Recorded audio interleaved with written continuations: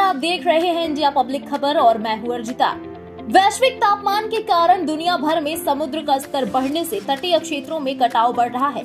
भारत भी इससे अछूता नहीं है। देश के पूर्वी और पश्चिमी तट के कुल 6,907 किलोमीटर क्षेत्र का 33.6% हिस्सा समुद्र के कटाव से प्रभावित है। देश के पश्चिमी तट में गुजरात, दमन और दीव, महाराष्ट्र, गोवा, कर्नाटक और केरल तथा पूर्वी तट में तमिलनाडु, पुडुचेरी, आंध्र प्रदेश, ओडिशा और पश्चिम बंगाल का तटीय क्षेत्र शामिल है। जानकारी के मुताबिक सबसे ज्यादा 60.5% कटाव पश्चिम बंगाल में हो रहा है।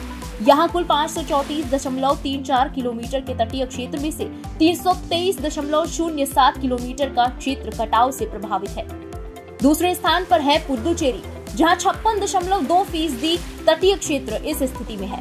वहीं केरल में 46.4% यानी 275.33 किलोमीटर और तमिलनाडु में 42.7% यानी 422.94 किलोमीटर क्षेत्र कटावग्रस्त है।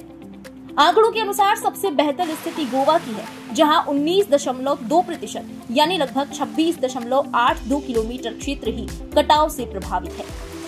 इसी कड़ी में विशाखापत्तनम पोर्ट ट्रस्ट ने तटीय क्षेत्र से समुद्र तट के कटाव को रोकने के लिए कदम उठाया है। वीटीपी हर साल 15 करोड़ रुपए का समुद्र तट पोषण कार्यक्रम करता है। वीटीपी के अध्यक्ष के राम मोहन राव ने कहा कि हमने समुद्र में रेत के जाल बनाए हैं क्योंकि लहरें बहुत मजबूत होती हैं। हमें दीर्घकालिक समाधान की जरूरत है।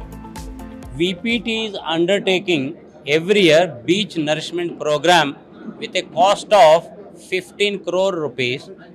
As all of you are aware, because of the strong currents, the waves are so strong, sometimes what happens, the sand is going back.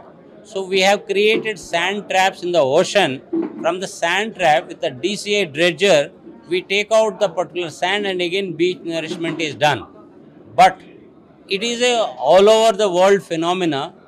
Everywhere, generally this particular things are happening. For that we have to do some kind of long-term solution.